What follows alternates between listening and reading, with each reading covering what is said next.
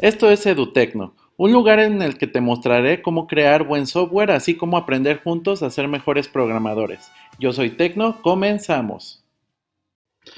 Perfecto, ahora vamos a ver el tema de interfaces. Primero tenemos que recapitular qué es la firma de un método. Ya lo hemos explicado en sesiones anteriores. Contamos con tres partes. Número uno es el tipo de retorno, el nombre del método y por último la lista de parámetros. Si recibe strings, si reciben floats, si recibe chars, etcétera. Y vienen en dos sabores. Algunos lo tienen, por ejemplo, en el lenguaje de programación Java, el tipo de retorno del lado izquierdo, posteriormente el nombre y luego la lista de parámetros, o se tiene el nombre, la lista de parámetros y hasta el final el tipo de retorno, como por ejemplo en el caso de PHP o de Python. Basándonos en ese punto, ¿qué es una interfaz? Es mostrado como un contrato a ser cubierto por la clase que vaya a hacer uso de ella. Veámoslo como contrato, ¿vale? Las interfaces que pueden contener solamente pueden contener dos cosas. Número uno, las firmas de los métodos, es decir, los métodos abstractos, que ya lo vimos en la sesión anterior, solamente puras firmas de métodos sin qué es lo que se debe de hacer. Y por último, constantes. Un método abstracto solamente nos dice el qué y no el cómo. Y es decir, las interfaces solamente contienen una colección de firmas de métodos y no tienen implementación. Cuando ya se lo añadimos a una clase, la clase está obligada a decir qué es lo que hace cada uno de los métodos. ¿Qué consideraciones tenemos que tener para las interfaces? Número uno, la interfaz solo funciona como un contrato a cubrir, ya que solamente contiene firmas de métodos. Las interfaces pueden contener métodos y constantes y no pueden contener propiedades, por esto que las propiedades se modifican en tiempo de ejecución. Las interfaces pueden extraer otras interfaces. Eso es muy usado en la implementación del principio de segregación de interfaces que vamos a ver cuando veamos la parte de principio SOLID. Y por último, a las interfaces al no tener implementaciones, puede la clase que las implemente usar varias de estas. Esto es muy erróneo que se le llame herencia múltiple, puesto que no estamos heredando un comportamiento, simple y sencillamente tenemos varios contratos que tenemos que cubrir. Entonces no es correcto que, por ejemplo, en el lenguaje de programación Java, digan que cuando tenemos nosotros varias interfaces es la simulación de la herencia múltiple. ¿Y cómo es la representación en UML? Primeramente tenemos un cuadro. En ese cuadro tenemos un arquetipo, un estereotipo llamado interface. Ponemos el nombre de la interfaz y posteriormente aquí ponemos en esta sección todas las constantes. Por convención en UML, las constantes las vamos a escribir en mayúsculas su nombre. Entonces, esta es una constante, pi, que es de tipo flotante, y tenemos nuestros métodos. Entonces, al ser una interfaz, se sobreentiende que solamente van a ser las firmas de los métodos. Nuestro método, la lista de parámetros y por último, qué es lo que retorna. Y cuando nosotros hagamos uso de esa interfaz, por ejemplo, esta clase se llama implementation y implementa la interfaz de arriba, lo vamos a hacer con una línea discontinua y con un triángulo que no está relleno, ¿vale? Con eso, no, con eso nosotros estamos diciendo esta clase implementa a esta interfaz. Es por ello que método 1 y método 2 lo tiene esta interfaz y él es el que ya dicta qué es lo que se va a hacer con ella, ¿vale? Entonces es muy sencillo ver la parte de interfaces. Acuérdense que en la parte de herencia es una línea continua y en la parte de interfaces es una línea discontinua. ¿Y cuál es el ejercicio propuesto? Pues imaginemos que tenemos un usuario. Ese usuario tenemos un nombre, last name y edad. Tenemos sus getters y tenemos una interfaz. Esa interfaz se va a llamar user repository. Aquí vamos a tener un método que va a ser un método estático que se va a llamar Store Manager y básicamente lo que va a recibir dos parámetros. Número uno, el usuario que se va a almacenar y número dos, vamos a tener una interfaz, vamos a tener una clase, la clase que sea, que implemente la interfaz User Repository para que nosotros podamos persistir ese usuario. Ahora bien, para persistir, pues tenemos que pensar en un contrato. Para persistir en cualquier lugar, nosotros podemos abrir la conexión, sea cual sea, guardar el usuario y posteriormente cerrar la conexión. Eso lo podemos hacer en un file system, eso lo podemos hacer en un S3 de Amazon, por ejemplo, y eso lo podemos hacer en una base de datos. Entonces, siempre y cuando se cumplan estos contratos, si se dan cuenta, aquí ya estamos separando las responsabilidades de cada una de las clases y este solamente trabaja con la interfaz, que en tiempo de ejecución, como ya les había comentado en sesiones anteriores, es como si fueran una especie de apuntadores. Esta interfaz apunta a un método, el que sea, que se llame open y no retorne nada, sea un store, recibe un user y no entrega nada, y un método close que no recibe nada y no entrega nada. Siempre y cuando las clases que tengan esos tres métodos, nosotros los vamos a poder apuntar. Entonces, en tiempo de ejecución, este user repository le vamos a inyectar un file system y va a funcionar. En cierto momento podríamos meterle un S3 y va a funcionar. Y en cierto momento podemos meterle una base de datos y también va a funcionar. Porque los tres van a estar cumpliendo el mismo contrato. Y vamos a ver de qué forma lo vamos a hacer en cada uno de los lenguajes de programación. Hasta luego. Perfecto, ahora vamos a ver cómo hacer este diagrama de clases en el lenguaje de programación de Java. Si recordamos, nosotros tenemos una clase user que va a ser nuestro entity, tenemos un name, un last name y un age, tenemos el constructor y tenemos puros getters. En este caso no necesitamos setters. Aquí está lo interesante. Nosotros vamos a generar una interfaz. Imaginemos que necesitamos conectar ese usuario a diferentes, guardarlo en diferentes lugares, ya sea o en este caso un file system, un S3 o una base de datos.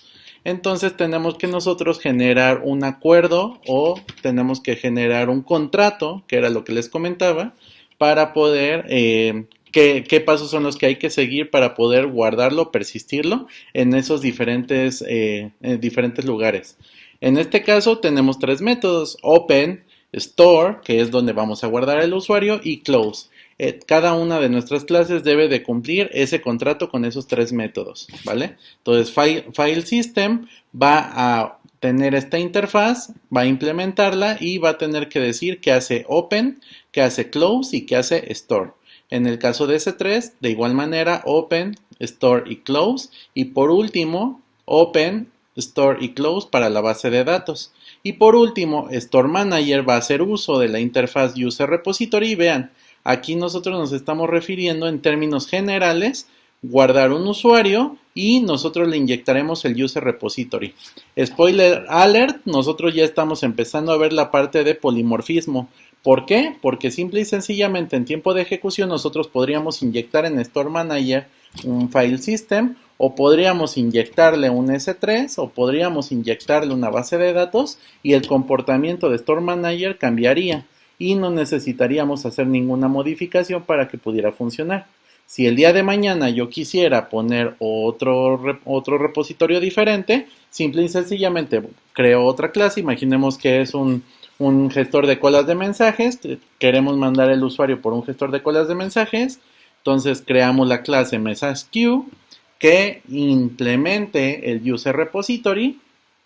Tenemos que decir cómo abrir la conexión, cómo cerrarla y cómo guardar el usuario, por ejemplo, en esa cola de mensajes, y sin ningún problema nuestro Store Manager va a poder utilizarlo, ¿vale? Y esto, como lo hacemos en Java, primero vamos a ver la implementación del main. Para el main, vean, nosotros vamos a crear el usuario, simple y llanamente el name, el last name y el age. Y para este ejemplo, primero vamos a crear el repositorio con S3.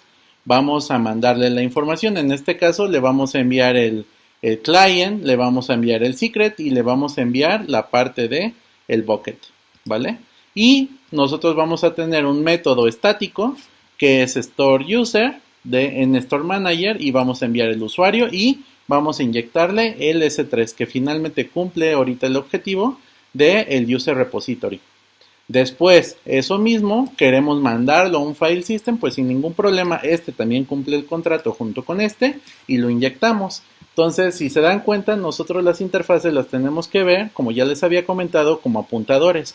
En tiempo de ejecución, Nosotros si le inyectamos un S3, ese apuntador va a poder apuntar a esos tres métodos del S3 o va a poder apuntar a los métodos de file system o vamos a tener acceso a los métodos de database. Y vean, no se tiene para nada que cambiar store user. Nosotros podemos alterar el funcionamiento en tiempo de ejecución. Ahora bien, ¿cómo es la implementación? Primeramente tenemos que definir la interfaz. Para la interfaz nosotros creamos un interface con public interface, user repository, y aquí es a donde tenemos que poner los contratos. Es similar a una clase abstracta, solamente que nada más podemos poner firmas de métodos. Aquí estamos diciendo que open no entrega nada ni recibe nada, store recibe un usuario y no entrega nada, y por último close no entrega nada. Y ahora bien, para las implementaciones, imaginemos que en S3 tenemos que tener el client, el secret y el bucket, pues sin ningún problema en el constructor se los enviamos. Y tenemos nosotros que, cuando nosotros queramos utilizar una interfaz, tenemos que aplicar la palabra reservada implements, ¿vale? En este caso nosotros estamos implementando user repository. Eso nos obliga a que tenemos que decir que hace open, que hace store y que hace close, ¿vale? Y sin ningún problema, aquí solamente imprimimos que nos estamos conectando a S3, estamos guardando el JSON en el bucket y por último cerramos la conexión a S3. De la misma manera en File System, implementamos User Repository, entonces ya estamos obligados a decir que hace Open, que hace Store y que hace Close. Para este ejemplo, cuando lo guardemos a nivel de archivo, lo vamos a tener que hacer en formato XML para este ejemplo.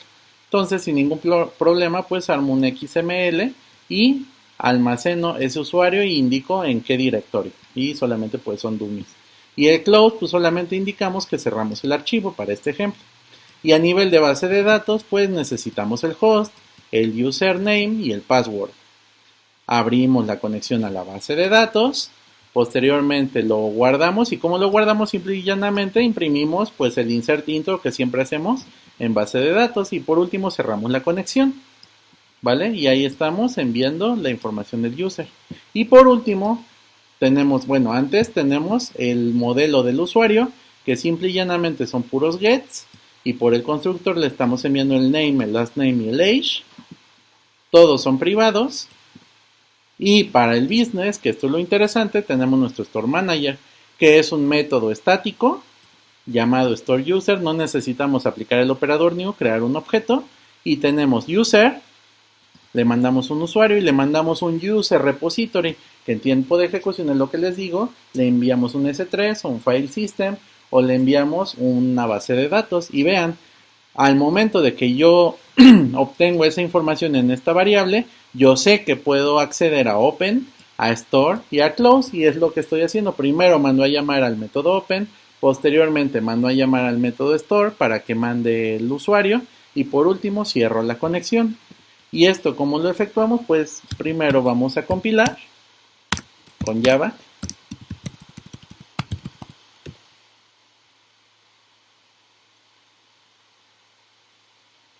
Ok, y solamente ejecutamos.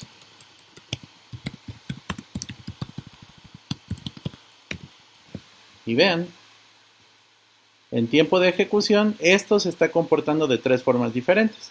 Para el primer usuario vamos a poner aquí en el main, aquí está el main y vamos a poner el Store Manager para que lo puedan ver.